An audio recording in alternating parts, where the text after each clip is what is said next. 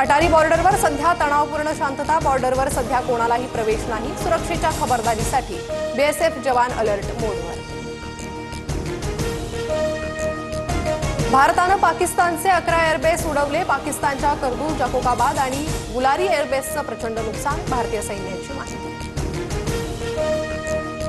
भारत पाकिस्तानमध्ये लष्करी कारवाई थांबवण्यावर एकमत। मात्र सिंधू जलकरार स्थगितीचा भारताचा निर्णय कायम। 12 तारखेला डीजीएमओमध्ये केवळ युद्धासंदर्भातच चर्चा होणार।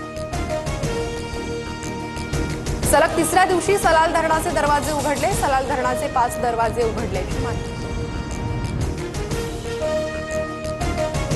युद्धविरामानंतर भारत आणि पाकिस्तानने आपले हवाई क्षेत्र उघडले, पण भारत पाकमध्ये एकमेकांच्या विमानांना उड्डाण बंदी।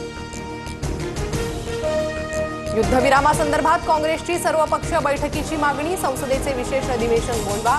18 दिवसांच्या घटनाक्रमाची माहिती द्या। काँग्रेस नेते जयराम रमेश यांची सरकारकडे मागणी। कुत्र्याची शेपूट वाकडी ती वाकडीच। पाकच्या युद्धविराम उल्लंघनानंतर क्रिकेटर वीरेंद्र सेहवागचं ट्विट।